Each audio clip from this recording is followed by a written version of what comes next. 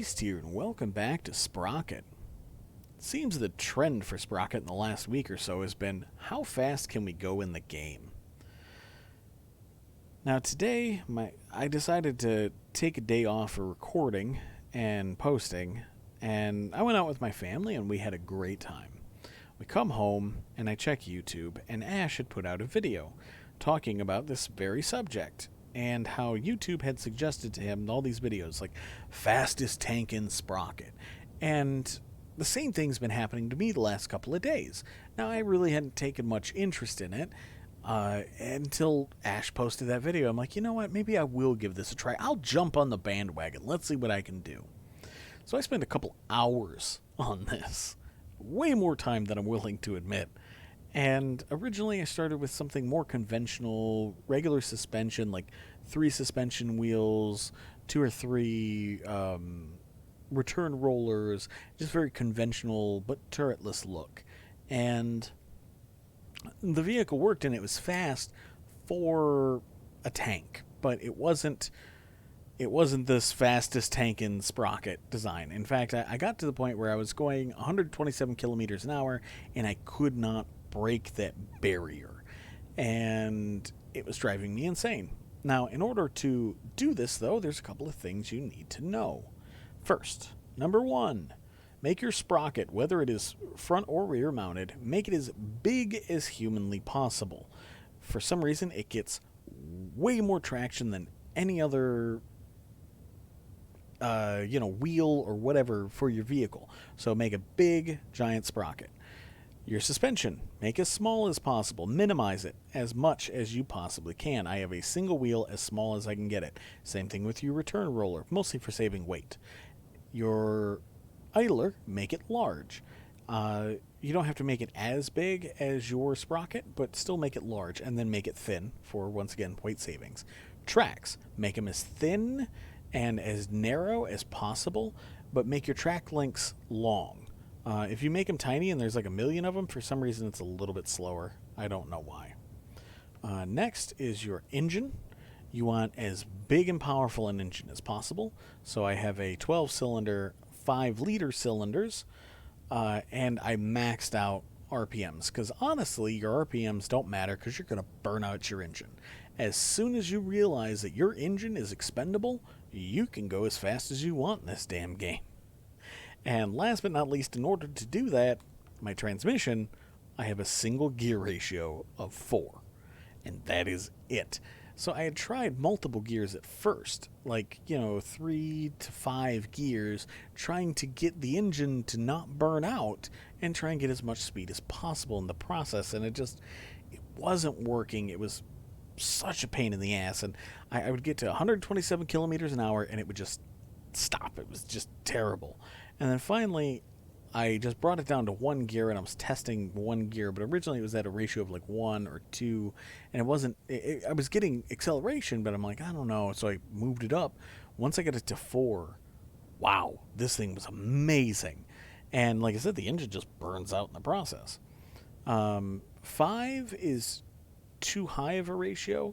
Like, you'll accelerate faster, but your engine burns out faster. 3 is too low because you accelerate slower, but your engine still burns out too fast for you to get any extra speed out of it. So 4 seems to be the sweet spot for this particular vehicle. Now, sometimes there's stuff that doesn't make any sense. So originally, before I put all the detail into the vehicle just for looks, the idler was actually moved up a little bit, and it was a little slower. I moved it back, tested it, and all of a sudden it was way faster, and I don't know why. So even knowing everything I told you about the sprocket, minimizing everything, and giant-ass engine, your simple transmission, you still need to move around and test things just to see how they work. Okay? So be sure to save your vehicle, test things. If it gets worse, reload your vehicle, and then test something different. So keep that in mind. Now, the fastest vehicle I have found so far, I could be wrong, but that I've personally found, is by a YouTuber named Tuna Emperor. And Tuna Emperor got to 456 kilometers an hour. So let's give this a test.